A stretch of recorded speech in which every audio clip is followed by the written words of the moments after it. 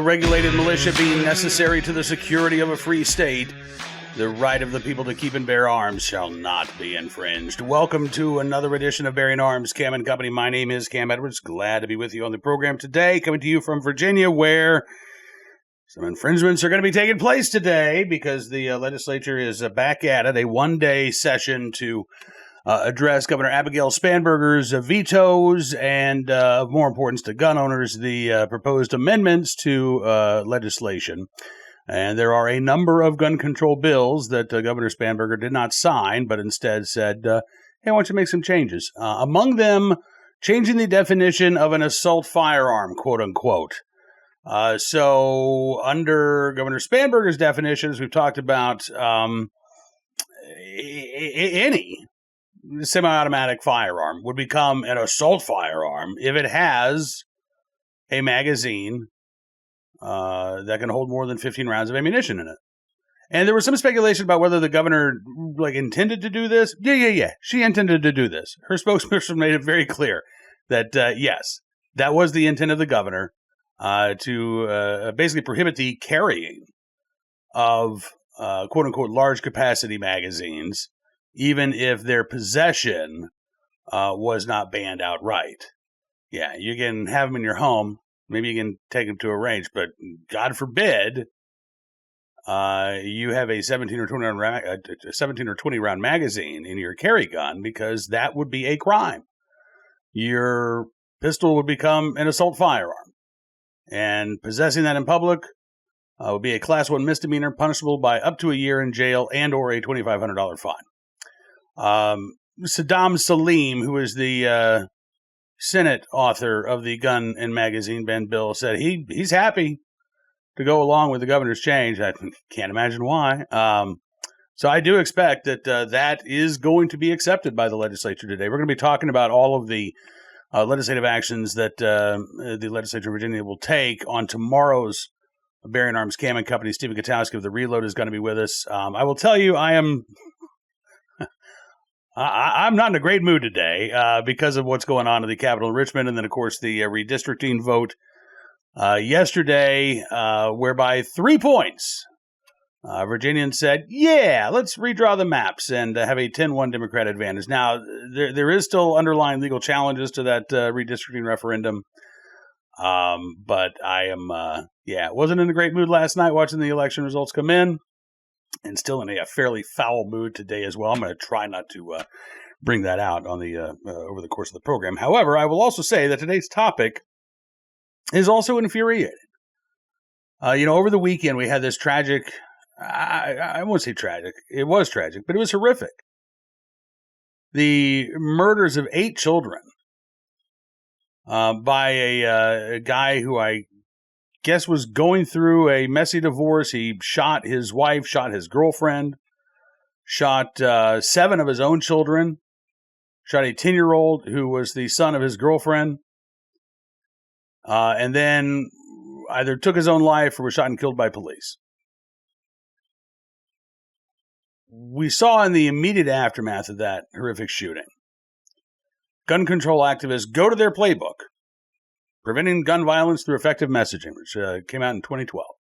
Still using it today. Section on high-profile shootings, how to respond. Don't wait for the facts, that playbook says. Get out there. Blame the NRA, right? And blame the NRA for its silence. Why isn't the NRA saying anything about this? Because of their reckless agenda. That's what caused this crime. And they stuck to the playbook. Gavin Newsom blaming the NRA, blaming Republicans in Congress, gun control groups blaming the lax gun laws in Louisiana. Well, as it turns out, the killer couldn't legally possess a gun. And now the U.S. Attorney's Office in Louisiana says that the individual who supplied that gun to the killer couldn't legally possess a gun either. So what gun control law would have prevented this crime, considering all of the laws that were broken for the killer to illegally obtain a gun? CBS News has a piece, Louisiana mass shooting prompts renewed calls to close, quote, dangerous gaps in domestic violence and gun laws. I got to say, all the hype and the talk about, CBS under Bari Weiss, boy, I mean, it's just a new day. Not as far as their gun coverage. Not that I can tell anyway, because this story from CBS News is just chock full of bull feathers, let's say.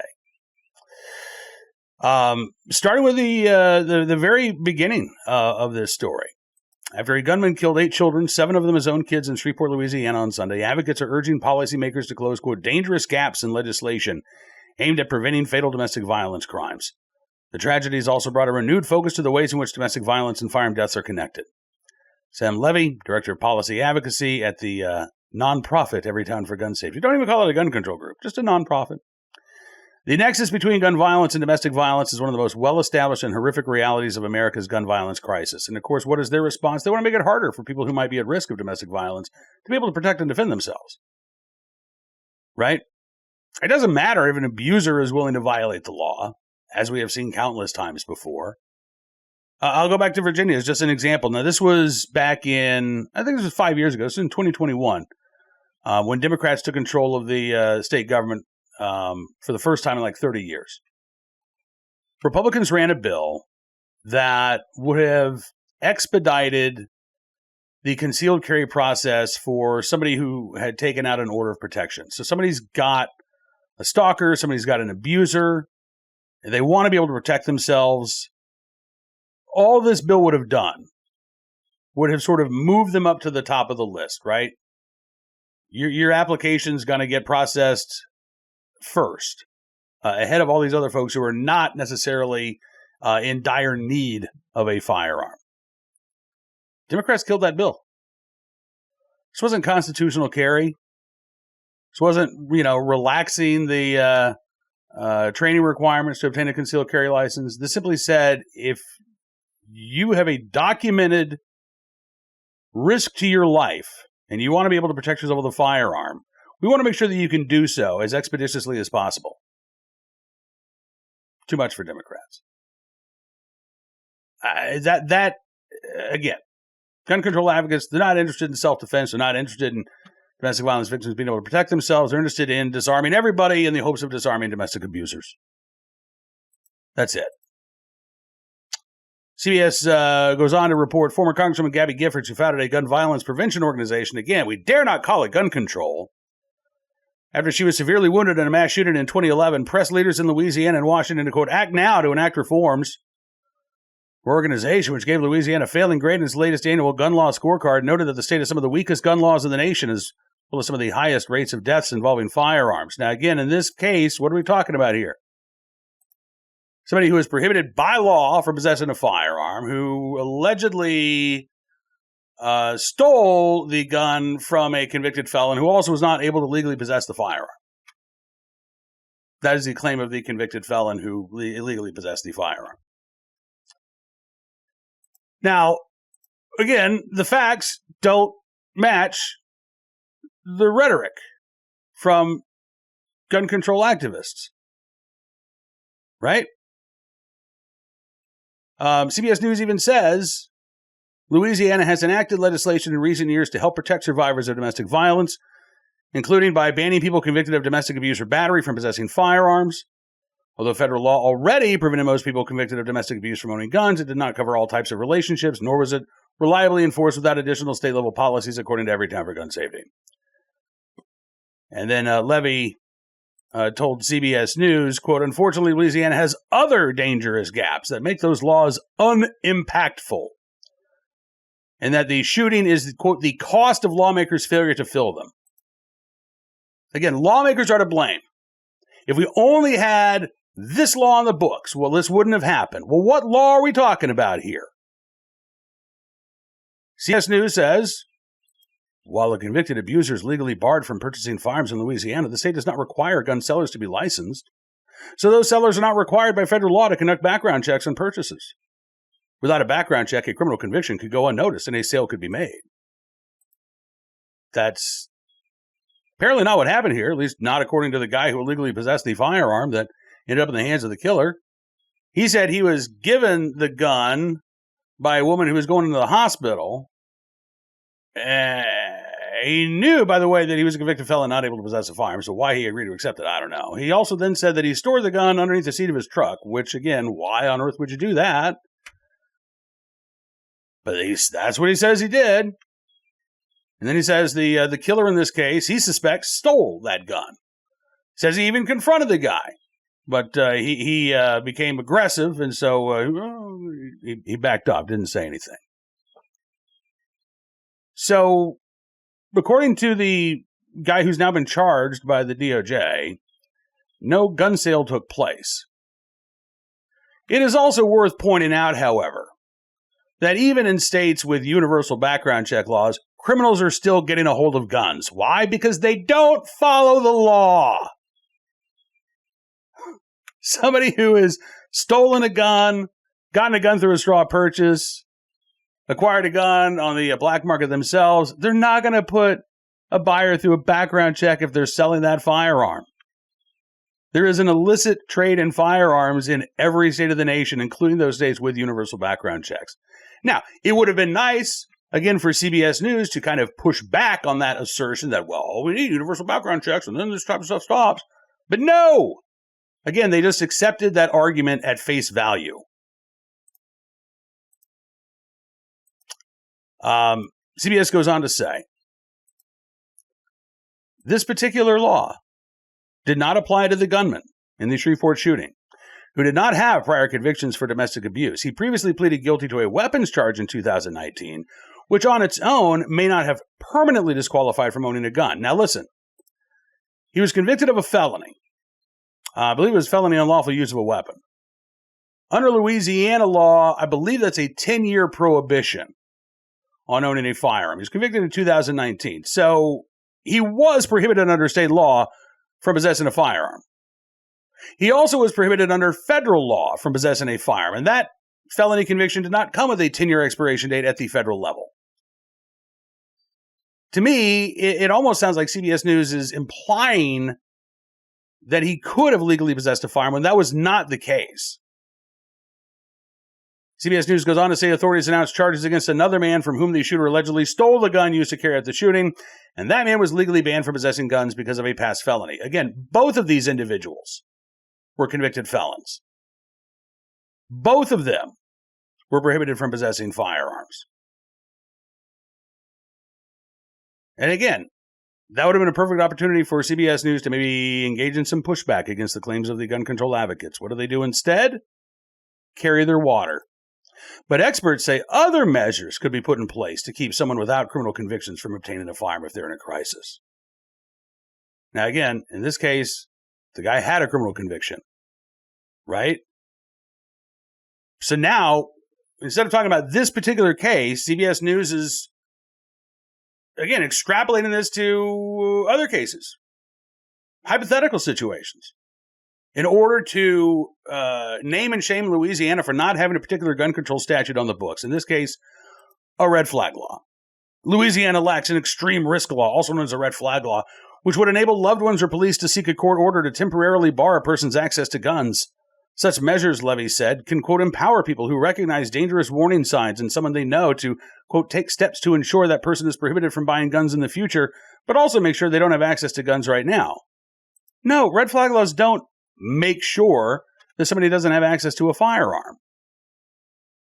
What red flags laws do is say, okay, if you legally own a gun, you got to turn them over. In some states, it may empower police to actually go into that person's home, search for any firearms. But then after that, the person's left to their own devices.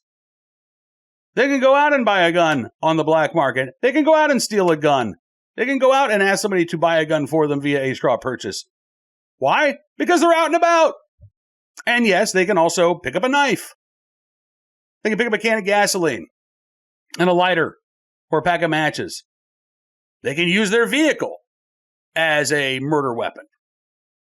Because red flag laws don't address the dangerousness of an individual. They address legal gun ownership. That's it. You know, we just saw, in fact, and again, this doesn't even get into the situations, the lack of due process, the abuse of red flag laws. What was it? Was it Colorado? I think it was. We were talking about this a couple weeks ago. Their latest red flag report shows that in the case of these ex parte hearings, these emergency orders, judges approve like 90% of them. When it comes to final orders, though, those permanent orders, where somebody is allowed to be at that hearing, present a defense,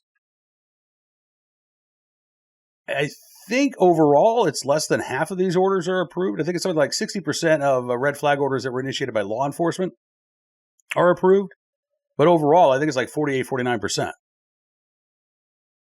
Which suggests, again, that given the number of cases that are approved on an emergency basis, that judges are simply rubber stamping these things, at least in these ex parte hearings. But again, no criticism of red flag laws allowed. Nothing to point out the fundamental problem with a red flag law in addressing violence. And remember, defenders and supporters of red flag laws, their best evidence that these things work is research that shows that for every, 13 to 20 red flag orders that are issued, one suicide is prevented. I mean, that's at best like a 7% success rate. Maybe 5% success rate. And anyway, I can talk about the problems with the red flag laws for an hour. I wish that CBS News had spent 15 seconds talking about some of the issues with red flag laws. They quote Everytown's Levy again, saying, "This is the human toll of lives lost and a whole community traumatized. By failures to put even the most basic safeguards in place to ensure that guns don't end up in or stay in the hands of people who pose a threat to themselves or others, including their children and families." Now, again, keep in mind,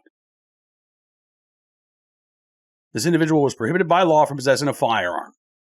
According to the guy who illegally owned the firearm that was used in this crime, it was stolen from him, which is another crime.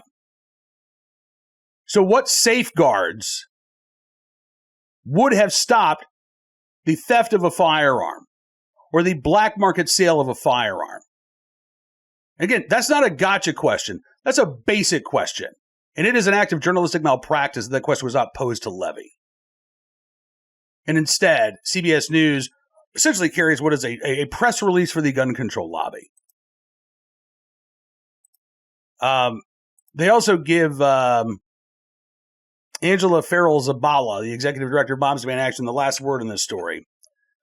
Saying, quote, "Every day in America, domestic abusers are armed, and women and children, disproportionately black, pay the cost with their lives. 8 babies just had their future stolen in an act of violence that should never have been possible." I wish that it had not been possible. And there were failures here. Apparently, this killer was taken to a Veterans Administration hospital at some point in the not-too-distant past for mental health evaluation. Hindsight is 20/20. But I think we can all agree that this guy probably should have been institutionalized. Clearly had some issues, right? But again, what law was lacking in Louisiana that would have prevented this crime?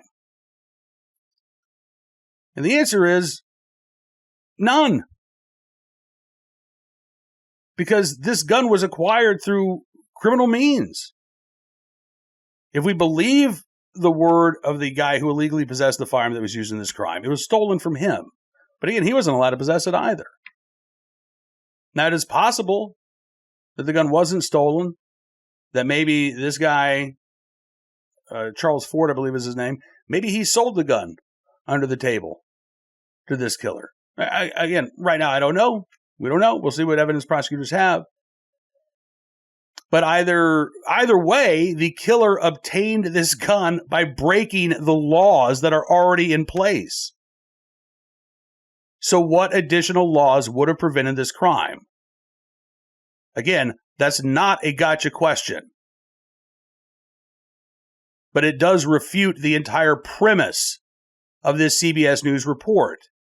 Because the truth is, there is no law that you could put in place that will stop somebody from illegally acquiring a firearm, that will stop somebody from breaking the law. You can't put a law in place to stop somebody from breaking the law.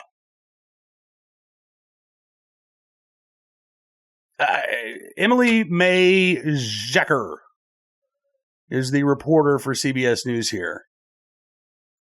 And I call her out specifically because, again, this is journalistic malpractice. This is nonsense. The entire premise of this story is nonsense. And instead, it is nothing more than a platform given to gun control advocates to lobby for laws that would not have, to exploit this tragedy and demand laws that would not have prevented this tragedy. This is a family-friendly podcast, so I cannot say what I would really like to say about the decision to run this report. But, yeah, again, you know, everybody who is excited about, a new day at CBS, not when it comes to its coverage of gun control and Second Amendment issues. No, same old, same old. All right, on to today's armed citizen story, our good deed of the day, and our recidivist report. We'll start there with a case out of Houston, Texas, where the local DA in Harris County wanted a $250,000 bond for a student who's accused of bringing a gun to school for a second time. A judge, however, disagreed with that decision. Osvin Cruz first brought a gun to school last year when he was, I believe, 17. He ended up pleading guilty to possession of a prohibited weapon, and he was granted deferred probation. No jail time, no juvie, just stay out of trouble. Check in with your probation officer once in a while, and this charge will be wiped off your record. It's all good. Well, Osvin Cruz couldn't abide by the terms of his probation, apparently, because on April 15th, police say he brought a gun to high school. Cruz is now 18 years old. He's charged as an adult in this case, and because it is his second alleged offense, the DA's office asked 487th District Court Judge Stacey Allen Barrow to set Cruz's bond at $250,000. We told him a year ago, keep your nose clean and, stay out of trouble, and this charge will get wiped off your record. And instead, he's now accused of doing the same damn thing, Your Honor. So we want a serious bond here. The judge said, no. $250,000? No. How about $25,000? And Osvin Cruz and his family paid that bond. Cruz walked out of jail. Fox 26 in Houston says another judge's reaction to bringing a gun to school was much different. 2 days after Osvin Cruz allegedly brought a gun to Elsick High School, 18-year-old Joshua Bardeau allegedly brought a gun to Tomball High School. It was his first offense. DA requested a $15,000 bond, which, again, not only that the judge had a different reaction, but the DA's office apparently had a very different reaction. $15,000 bond instead of $250,000 bond. But due to the seriousness of the charge, Fox 26 reports, 248th Criminal District Judge Hillary Unger set Bardo's bond at $50,000. Not $250,000, but more than what the prosecutors were asking for. I'm curious, by the way, as to why the Harris County DA's office asked for just $15,000 bond for this kid who brought a young adult, 18 years old. Brought a gun to a high school in Tomball, Texas. Fox 26 says, obviously most students are juveniles. They're handled in the juvenile court system when they take firearms to school. But Andy Cahan with Houston Crime Stoppers is asking Texas legislators to consider creating a law that would list those who take guns to campuses in a database, bringing more public awareness. Here's the problem. Juvenile privacy concerns, I think, makes that a non-starter. This information, though, is available to law enforcement. It is available to prosecutors. It is available to judges. And that's where the problem lies here, right? Is when you've got judges and in some cases prosecutors who aren't taking this seriously. We're told it's a very serious offense, but it's not treated like a very serious offense in many cases in the criminal justice system. So, a database that lists every 16, 17, 12-year-old who brings a gun to school, I can understand, again, why parents would want that information. I just don't know that they're going to get it. Again, because of privacy concerns about juveniles in the criminal justice system. But what we really need is accountability. And what we really need are, prosecutors and judges who actually take these offenses seriously instead of looking for a reason to give these individuals a slap on the wrist. Today's armed citizen story from Phoenix, Arizona, where an intruder was killed after forcing his way into a home in Phoenix. This was, I think, over the weekend, April 18th. So, yeah, this was a Saturday. Don't have a ton of information about this. It was just about 3:15 Saturday morning. Officers said a 25-year-old named Isaac Nathaniel Cordova Fregoso forced his way into a home in Phoenix. There were multiple residents inside who, according to police, confronted the man and shot Cordova Fregoso at least once. He was found inside the home with at least one gunshot wound when police arrived. He passed away at the scene from his injuries. Phoenix police interviewed the resident who shot Cordova Fregoso and said that the account provided by that individual was consistent with the findings at the scene, and the individual was released pending further investigation. So, resident said he shot this intruder in self-defense. That story matches, again, the physical evidence that Cordova Fregoso forced his entry into that home. No arrests were made. This will be submitted to a grand jury, but unless police uncover something, wildly different than their initial investigation, this is going to be considered a justifiable use of force. Fox 10 in Phoenix says it's unclear if the shooter and the intruder were known to each other. The shooter's identity was not released because typically we don't release the names of crime victims. And he's not been charged with a crime, or she. We don't know even the gender of this individual. We may get some more details. Honestly, we may not. But if we do, we'll certainly provide them to you. Finally, today, our good deed of the day. In the right place at the right time. Willing and able to do the right thing. Some college students in La Crosse, Wisconsin, who were able to save a man trapped in an apartment fire. The students, Caden Brenneman Sorensen and Charles Mraz, I believe. Brenneman Sorensen is a student at the University of Wisconsin-La Crosse. Mraz is a student at the University of Wisconsin-Eau Claire. And they were sitting in Mraz's apartment when they noticed smoke coming from a nearby building. So they were curious. They decided to go check it out. As it got closer, they realized, it's an actual fire. And Mraz said when we approached it is when we realized how big it was actually becoming. So the two started knocking on doors, trying to activate the fire alarms to alert residents. Brenneman Sorensen said the smoke really started to build up and the fire started to expand. Mraz says they actually had to kind of back up because he said it really caught a blaze, and some lady said there's a dude in the bottom window.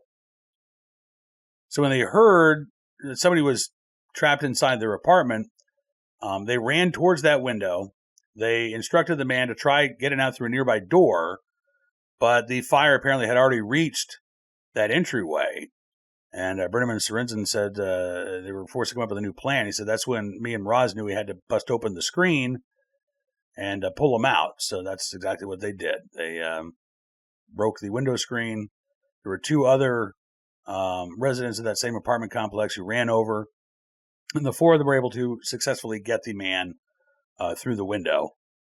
Mraz said, I was kind of just in shock about everything that happened, but also proud of myself too.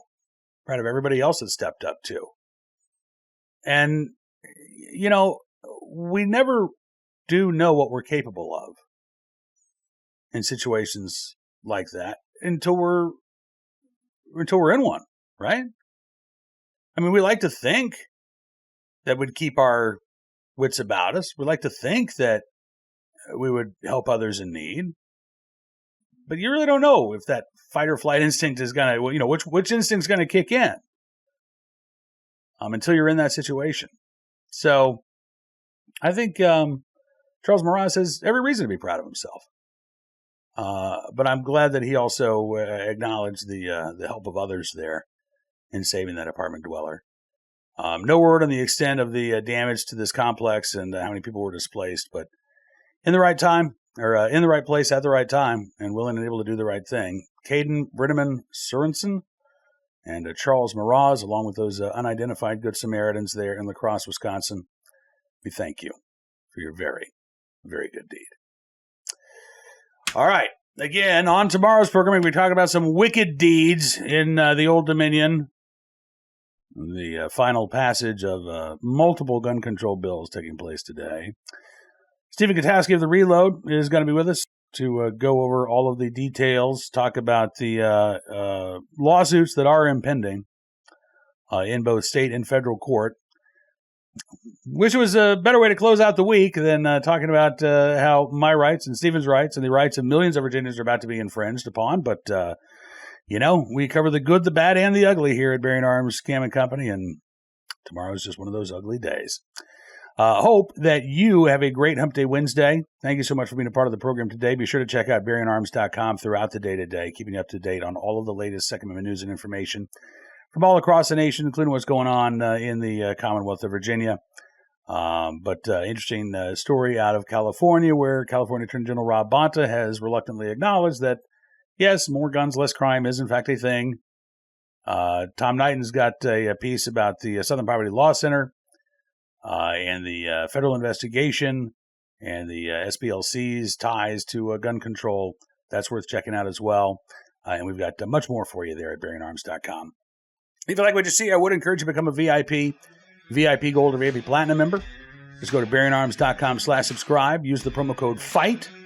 You can take 60% off your membership. No matter what tier of support you choose, whether it's VIP, VIP Gold, VIP Platinum, you got some great benefits.